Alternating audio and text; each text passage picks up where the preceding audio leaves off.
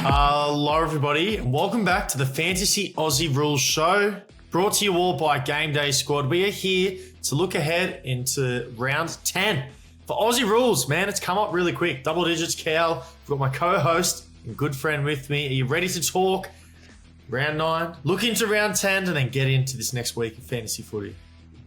Absolutely, mate, and I think you know why. It's not because of Port Adelaide, despite my new kit that I've whipped out this morning because it is nice and cold up here in Brisbane, which it is good to see the winter is here, but it means we're deep in the middle of fantasy, so there's a lot of happening. We spoke the other day about some big announcements I want to touch on a bit later on if you did miss our live show, but awesome week of footy, a lot better than last weekend where just injuries plagued my squad. So I told you this week was Bontempelli week. Now, it wasn't quite Bontempelli week, but I did a lot better than I did with Max Gorn the week before. So, yeah, I'm keen to rip in. Only on the way up. But coming up on this episode, I'm going to highlight a youngster who is finally living up to all the preseason hype and is someone you're going to want for your squad. Cal, you got anything special for us this week? Yeah, like I said, I'll touch on that announcement that we made on the live show. So if you missed that, I'll touch on that again. Plus, I'll give you something bonus as well. I'll tell you what I'm doing in preparation for this new feature that's about to drop. Oh, exciting. Well, I'm going to go first because I'm really upset this week, Cal. Zeus Cannons, we've had a week to forget. All right. 2,717 points. Got to collect myself here. 57th ranked. And what hurts the most is now 16th in the seasonal.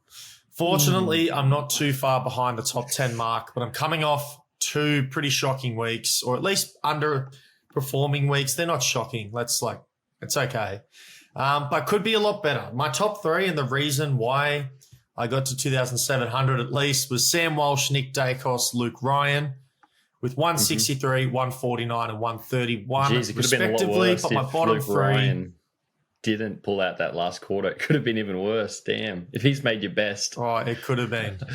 Man, tell me. Sinclair, 68, Bradley Hill, 75, Luke Jackson, 82. I had Sheasel this week as well. Whitfield get under 100. It was one of those weeks. Dylan Moore didn't live up to that matchup as I thought he would. No. Week to forget for the Zeus Cannons, but we reload. I know, they won. And the players that I thought that were going to explode in that game, both big unders, no one turned up. So it was just one of those weeks for me. But the best part about fantasy, Cal, you say it every week, is we're week-to-week fantasy, you know. So at least I can throw this one behind me and I can just look forward and get into the next ones. And it's keeping me sane right now.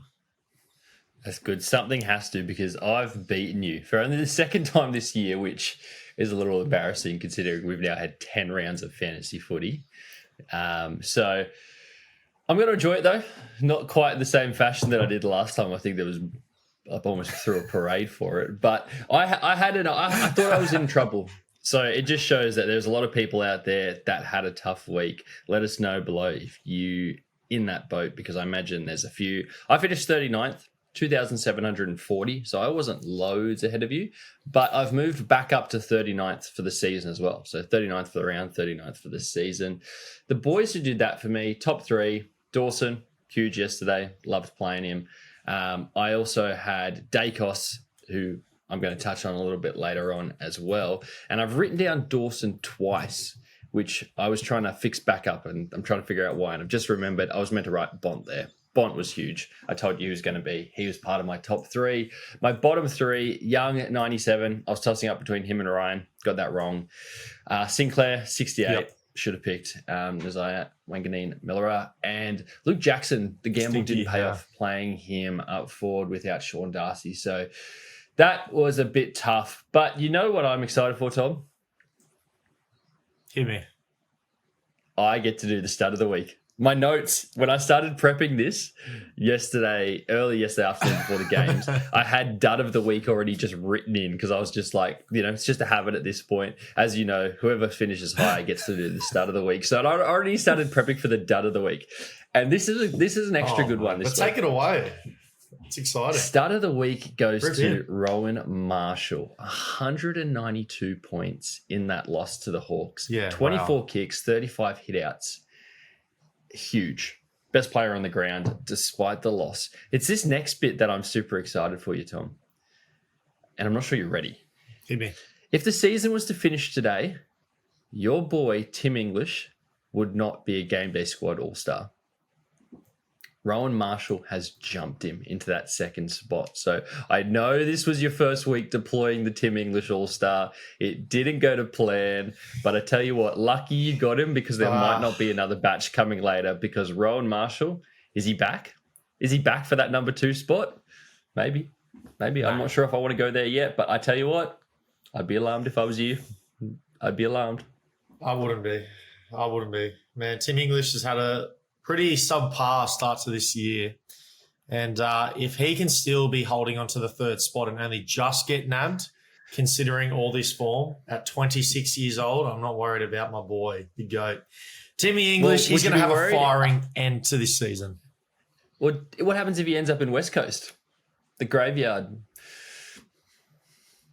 That would be worrying. Careful what you wish for. I'm hoping that doesn't happen. I was going to say, the way the Dogs are, I know they had a good win, but yeah. Anyway, who have you given your dud of the round for? You don't get to do this very often, so enlighten me.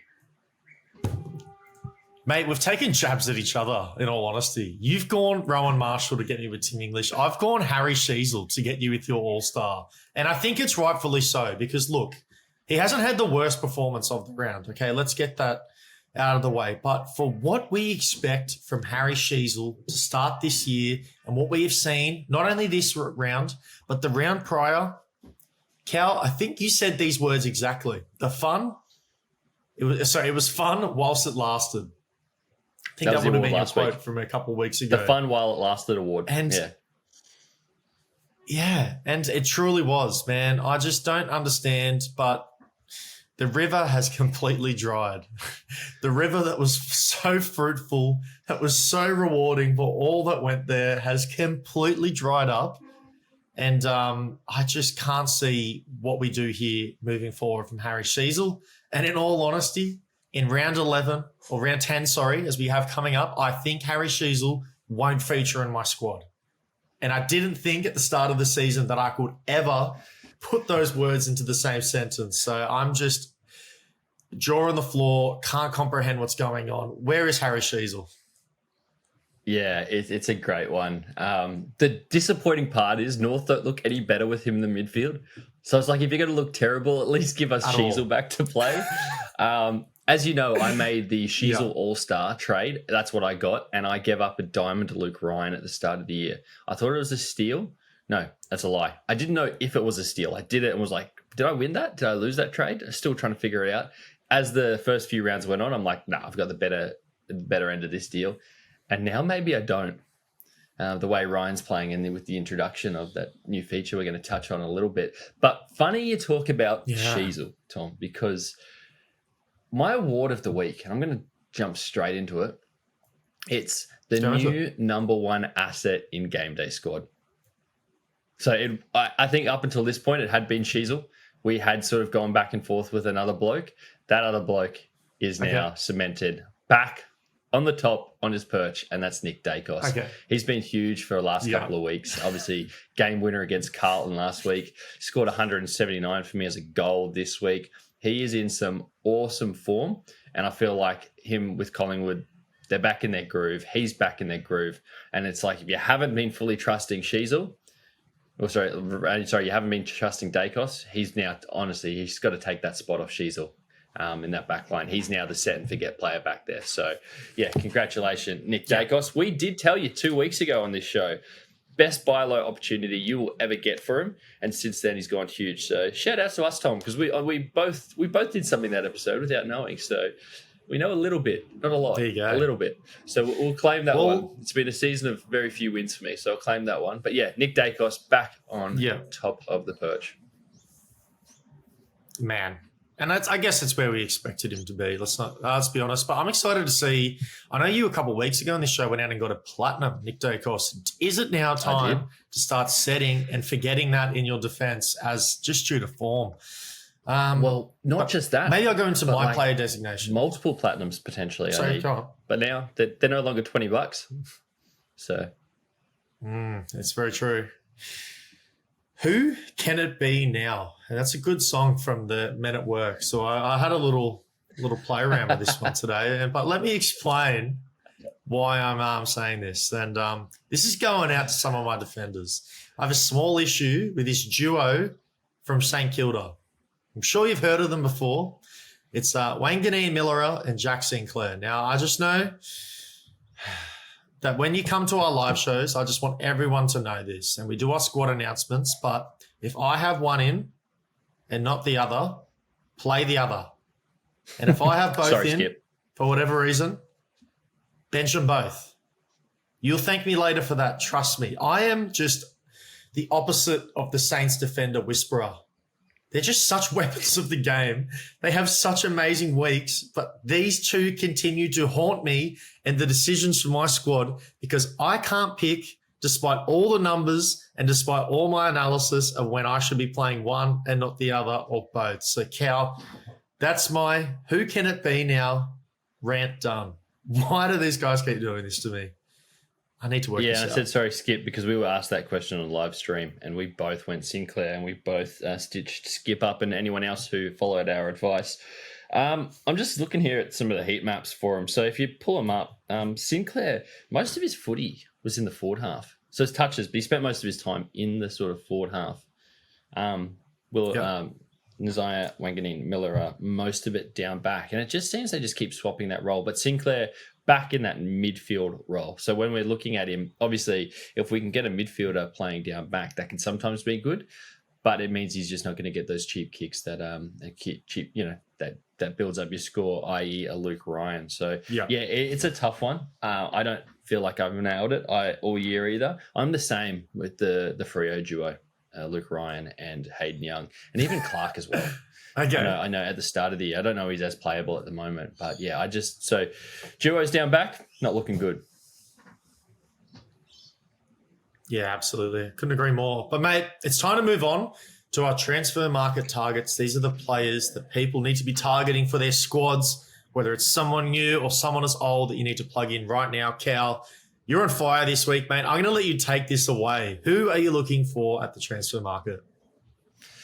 Well, like I said, I was doing something a bit different this week because if you missed our announcement in the Discord, make sure you jump on our Discord and join. It is free and you get to chat with us and a lot of information comes through the Discord so you can stay up to date with everything.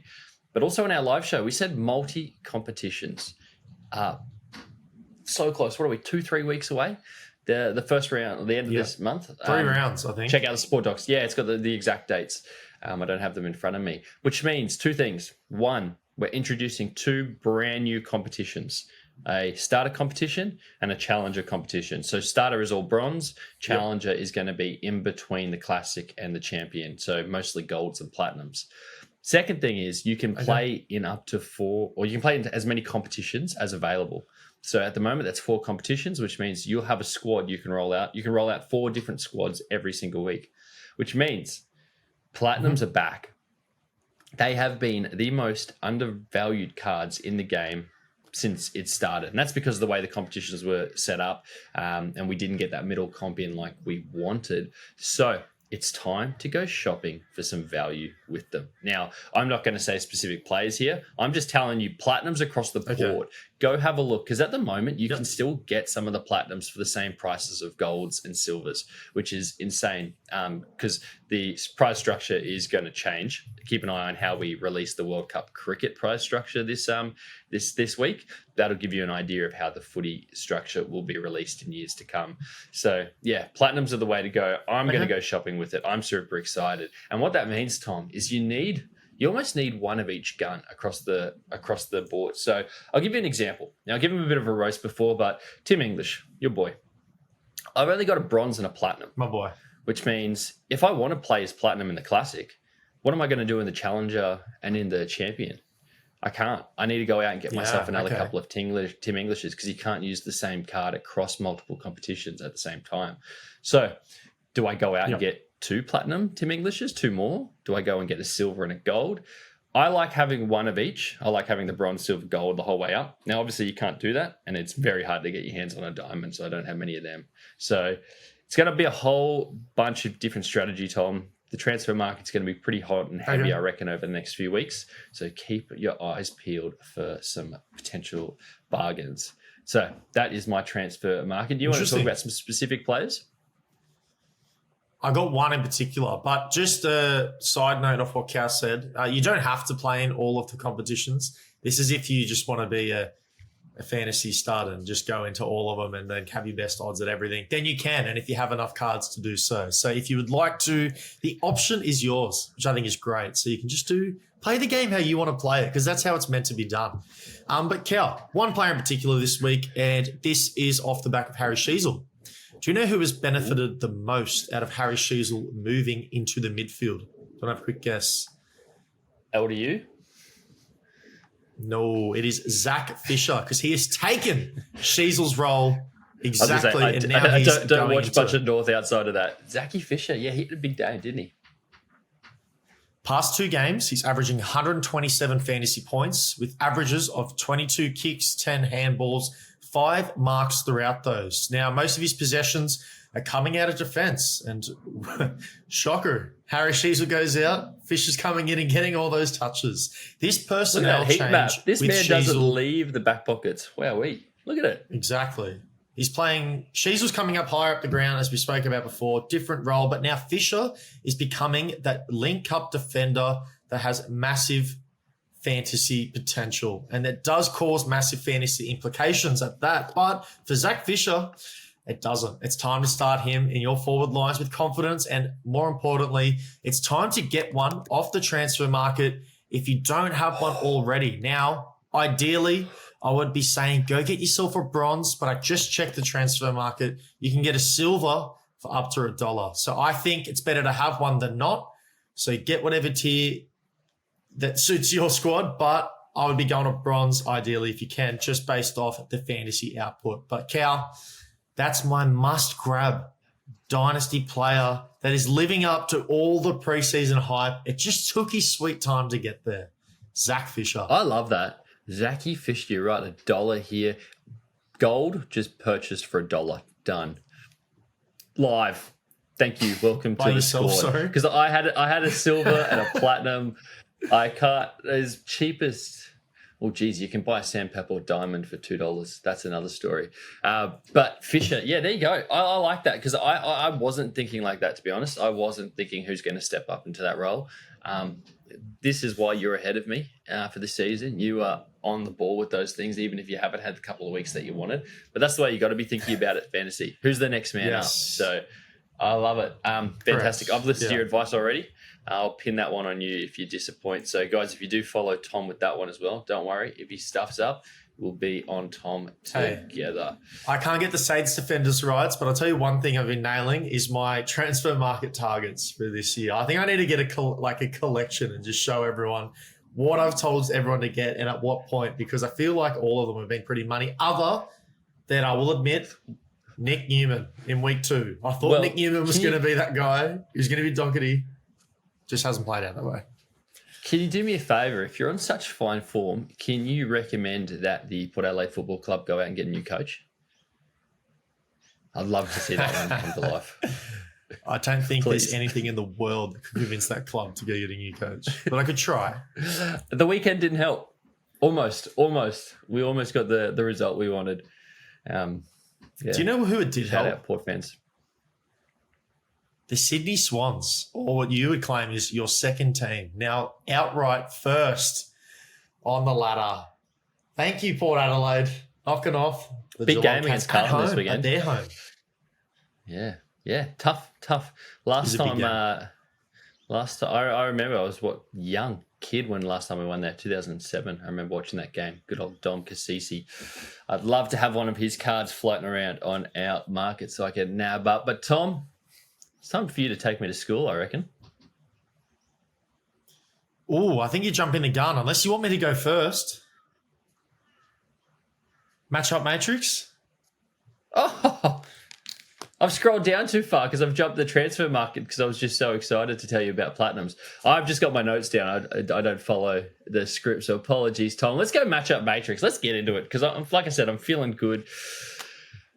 Big I'm week going to this cheer you week up too. at that. So it's time for you to show us all where we need to go. You're going to like this. Number one, it's Tim English week. Oh, I love that, man. They're up against the Giants this week. Number 4 in giving up the rucks over the season. Number 2 over the last 5 weeks.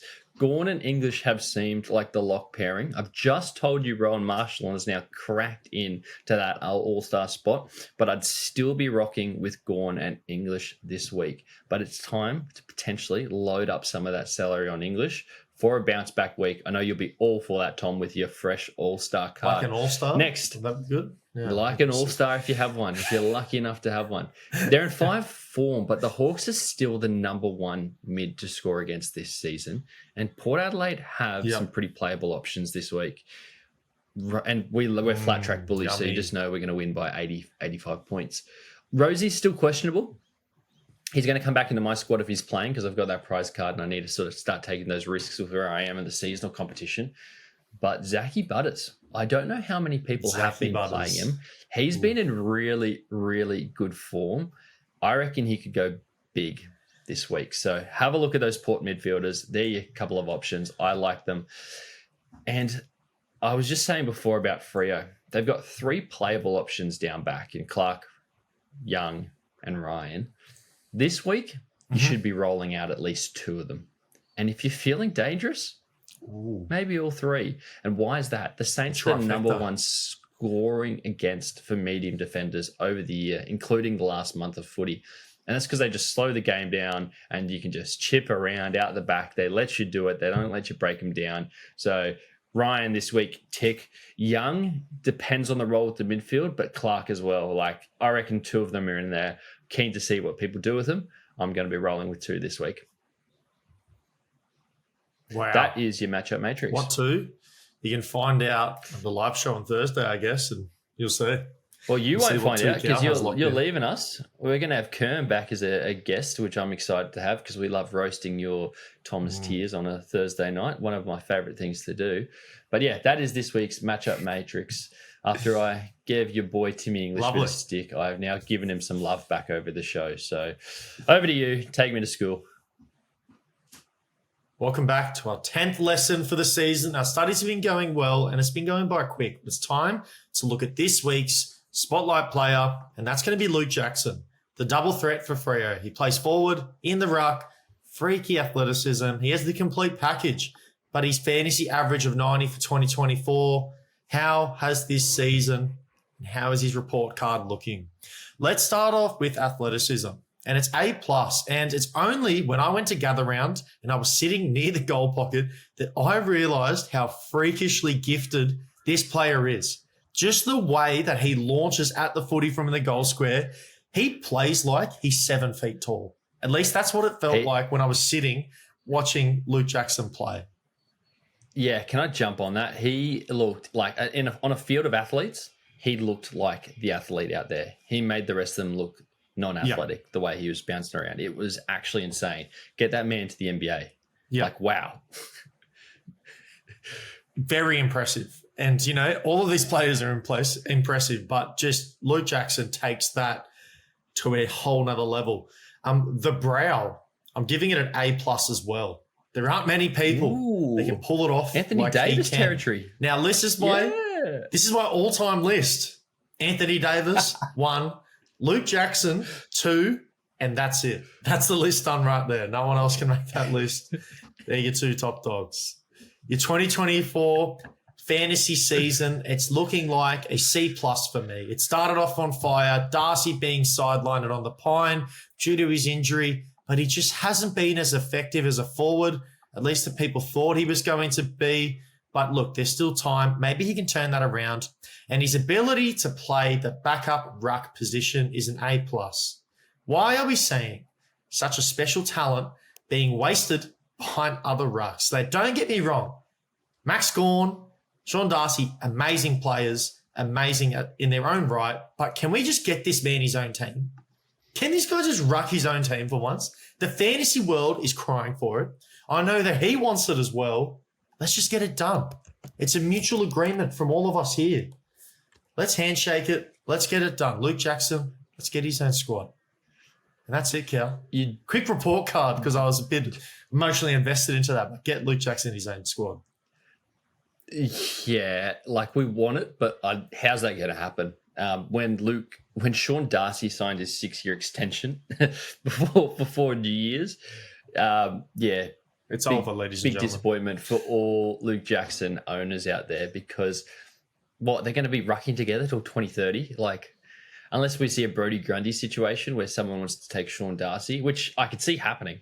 100% someone saying, "Hey, yeah, if Freo pay the salary, we'll do it." But no, I think they're committed to it. And the issue with it is they actually haven't had the two of them have a consistent run of it for a couple of months.